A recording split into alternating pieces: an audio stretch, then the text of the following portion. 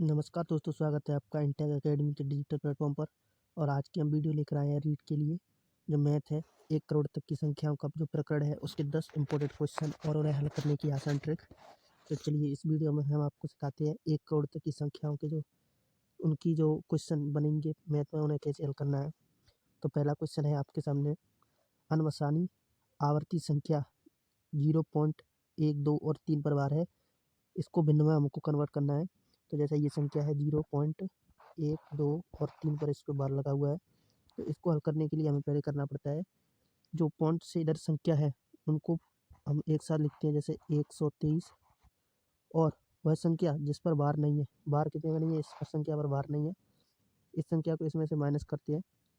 तो इसमें से घटाएंगे, ये यहाँ पर घटा देंगे, इसमें से 12 बट्टे में जिस संख्या पर बार है, जितनी संख्या पर बार है उतनी 9। और पॉइंट से पहले यानी यहाँ पर जितनी संख्या पर बार नहीं है उतनी 0। तो यानी ये आएगी 900। जब हम इसे हल करेंगे तो इसमें से इसको घटाएंगे तो 111 बट्टे इसमें 900। अभी हम इसको और सिंपल करेंगे क्योंकि ये ऑप्शन में नहीं दे रखा है। तो जब हम इसको काटेंगे तो ये 3 से कट जाएगा दोनों बार, ये 3 और 7, और ये कट जाएगा 300 बार। तो हमारा जो राइट ऑप्शन हो जाएगा वो हो जाएगा सी ऑप्शन। चलिए बढ़ते हैं दूसरे क्वेश्चन की ओर। दूसरा क्वेश्चन है 1 करोड़ 1,01,101 का अंक की रूप है। तो इसको आप 2 तरीक़ों से कर सकते हैं। जैसे ऐसे 1 करोड़ है, हमारे जो भारतीय पद्धति है उसमें संख्याओं के बाद में जैसे कोई संख्या हम ले लीजिए। हमने कोई संख्या ले ली 5, 7, 8, 6, 4, 3, 2, 1। तो इनमें जो पहला कॉमा लगता है वो हमारे हज़ार को प्रदर्शित करता है, दूसरा कॉमा लगता है वो लाख को, तीसरा कॉमा करोड़ को। इस प्रकार से हमारे यहाँ जो कॉमा है इन संख्याओं को प्रदर्शित करता है। तो हमें पता है 1 करोड़ है, यानी कि करोड़ में 2 संख्या होती हैं दाई में, लेकिन 1 है तो सिर्फ ये 1 हो जाएगा और कॉमा लग जाएगा। अब उसके बाद है 1 लाख, यानी कि लाख के लिए भी 1, क्योंकि ये भी दाई में होता है, हमारे पास 1 ही है तो सिर्फ यहाँ इसकी जगह स्थान पर लिख लेंगे हम 0। और फिर तीसरा कॉमा। अब लिखनी है हमको 1,101। तो हज़ार भी हमारे पास 1 है, तो इस प्रकार से ये 1000 भी हो जाएगा। और 101, तो इसे 101 इस प्रकार लिख देंगे। तो ये हमारी संख्या जो है वो इस प्रकार बन जाएगी 100 101 101। तो इसमें हमारा ऑप्शन जो सही हो जाएगा वो हो जाएगा ऑप्शन नंबर बी। चलिए दूसरा क्वेश्चन देखते हैं। एक क्वेश्चन कह रहा है 60, 32, 10, 45 में 3, 4 और 5 के स्थानीय मानों का गुणनफल ज्ञात करना है। तो इसमें 3 के बाद जो है 5 जीरो है, तो हम 3 का स्थानीय मान हो जाएगा, 3 के बाद 5 जीरो लगा देंगे, ये हो गई 5 जीरो। और 4 का स्थानीय मान हो जाएगा इसमें 40, और 5 का स्थानीय मान हो जाएगा 5। अभी हमको इनको गुणा करके लिखना है सभी को। तो ये कितने जीरो हैं, 6 जीरो हो गए टोटल। तो इन 6 जीरो को हम लिख लेंगे, पहले 6 जीरो लिख लेंगे, 6 जीरो हो गए हमारे पास। अब हम इसको गुणा कर देंगे, 5 के 20 दिया 60, तो यानी कि 6 के पीछे 7 जीरो हो जाएंगी। तो इसका हमारा राइट ऑप्शन हो जाएगा वो हो जाएगा ऑप्शन नंबर डी। चलिए बढ़ते हैं अगले क्वेश्चन की ओर। इसमें कह रहा है 10,20,305 का सही अंकिक रूप है। तो इसको हम ऐसे भी लिख सकते हैं, ये 10 लाख यानी 10 के पीछे 5 जीरो, ये हो गया 10 लाख।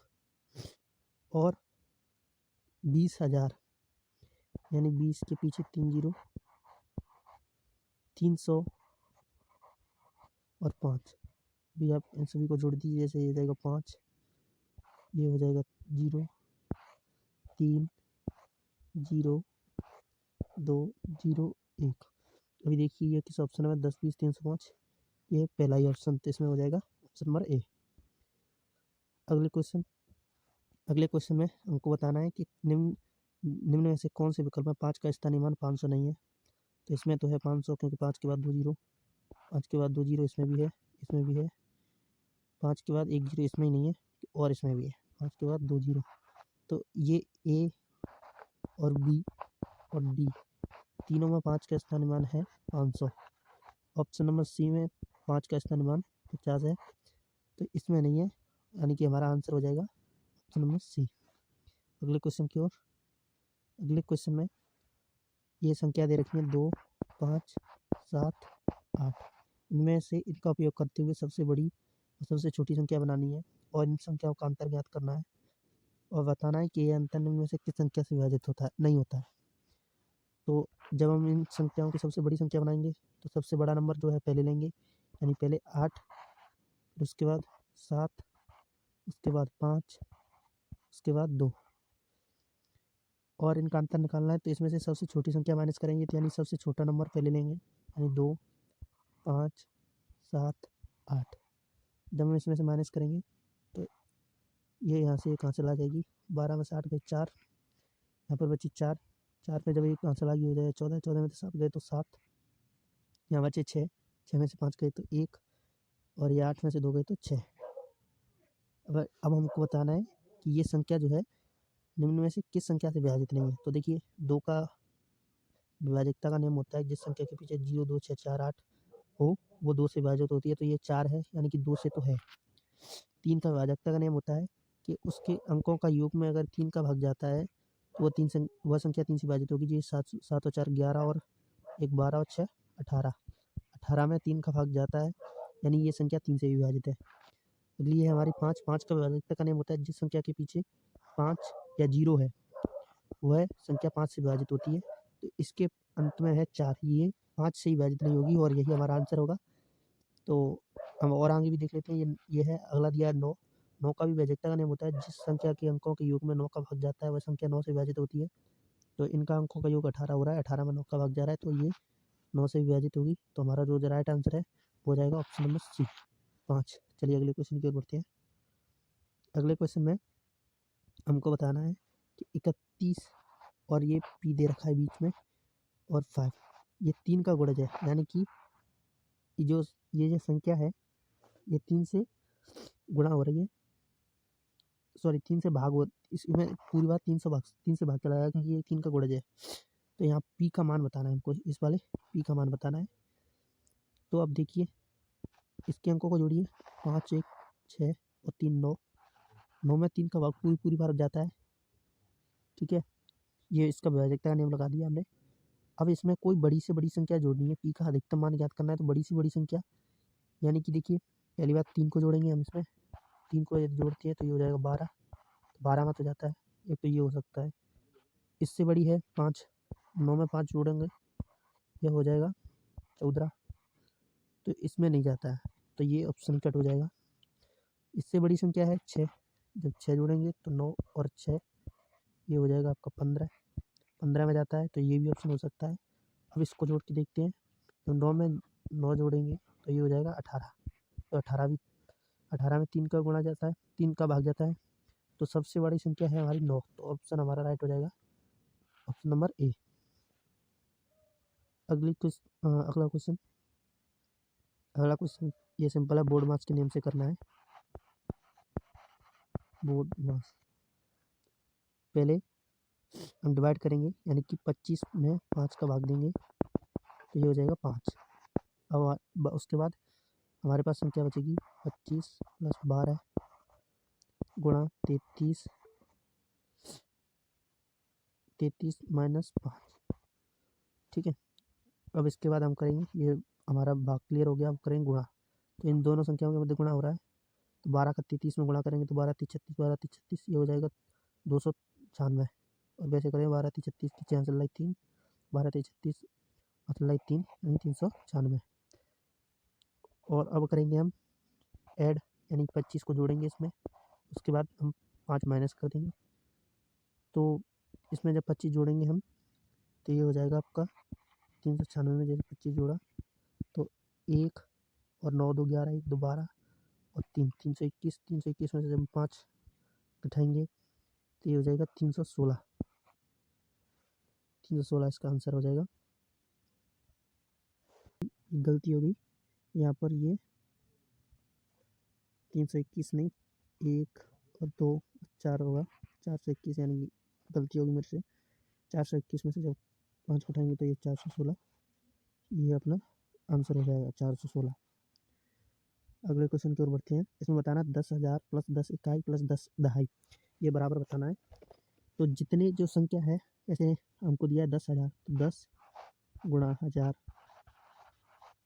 दूसरी है 10 गुणा इकाई यानी 10 गुणा इकाई का मतलब 1, 10 गुणा दहाई यानी दहाई का मतलब होता है 2, दो संख्या, तो दहाई में 100 होते हैं अपना, वो दहाई में 10 होते हैं, तो 10 से इसे गुणा कर देंगे, इन सभी का गुणा निकाल लेंगे, ये हो जाएगा 10,000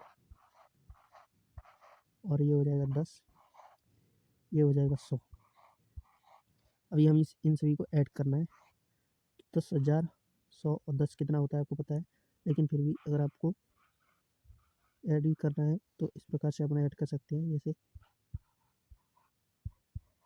ये सारा जोड़ के लिखना है हमको, तो 0 1 1 0 1, यानी 10,110 होने वाले हैं। तो ये ऑप्शन हमारा राइट आंसर हो जाएगा, वो है ऑप्शन नंबर ए। अगले क्वेश्चन की ओर बढ़ते हैं। ये लास्ट क्वेश्चन है। इसके अंदर हमको बताना है कि कौन सी जो संख्या के मध्य जो चिन्ह लगी है ग्रेटर देन और लेस देन वाले, ये कौन से सही है और कौन सा चिन्ह गलत लगा है। तो जैसा हमको पता है कि जैसे ये संख्या रेखा होती है, इसमें जो उदासीन पॉइंट होता है वो होता है 0, यानी ये नेगेटिव भी नहीं होता है, ये पॉजिटिव भी नहीं होता है, ये दोनों में से कोई होता है। इसके आगे जो संख्या चलती हैं वो हमारी पॉजिटिव में चलती हैं सभी, जैसे 1 2 3 4, ये अनंत तक जाती हैं। और इसके लेफ्ट में जो संख्या आती है वो हमारी सारी की सारी नेगेटिव में होती है, जैसे -1 -2 -3। तो इधर जो संख्या ये बढ़ती हैं, जैसे हम इधर काउंट करते हैं तो ये संख्या हमारी इधर बढ़ती है, इधर संख्याओं का बढ़ता हुआ मान होता है, और 0 से इधर संख्याओं का घटता हुआ मान होता है। जैसे 4 से हम 3 छोटी होती है, 3 से 2, 2 से 1, 1 से 0, 0 से -1, -1 से -2, इस प्रकार चलती है। तो -16 जो है वो इधर आएगी, यहाँ पर -15 इधर आएगी, तो यानी ये संख्या छोटी है। लेकिन इसमें इस चिन्ह से ग्रेटर देन लगा है, यानी कि ये ऑप्शन हमारा गलत हो जाएगा, ऑप्शन नंबर ए नहीं होगा। ऑप्शन नंबर बी है, -16 दिया है और ये -20 इधर और होगा, यानी -20 तो और छोटा होगा, लेकिन इधर 20 के लिए ग्रेटर देन दिया है, यानी कि ये भी ऑप्शन गलत हो जाएगा। ऑप्शन नंबर सी है -16 और 1, तो 1 ये रहा, -16 ये रहा, तो इधर की संख्या बड़ी होगी, और लेकिन ये 16 के लिए ग्रेटर देन दिया है, यानी कि ये भी गलत हो जाएगा। ऑप्शन नंबर डी है, ऑप्शन नंबर डी में दे रखा है आपको कि -16 इधर यहाँ पर हो गया -16, और -3 यहाँ पर होगा, और इधर -3 के लिए ग्रेटर देन दिया है कि -3 बड़ी है, तो वो ये बिल्कुल राइट है, क्योंकि -3 इधर है और ये बड़ी होगी -16 में। तो इसमें ऑप्शन हमारा राइट हो जाएगा, ऑप्शन नंबर डी। तो आज हमारे जो सभी क्वेश्चन है इंपॉर्टेंट थे रीट को लेकर के ये, और आज हमारे 10 क्वेश्चन हो गए हैं। आप बताना आपके कितने सही हो रहे थे, आपको कितने आते हैं। 1 करोड़ तक की संख्याओं का जो प्रकरण है उसमें सिर्फ यही चीज़ें हैं, अगर ये क्लियर है तो आपका ये पूरा प्रकरण बहुत ही अच्छी तरीके से क्लियर है, इसमें से आपका एक भी नंबर नहीं कटेगा। ओके, थैंक यू, बाय, मिलते हैं अगली क्लास में।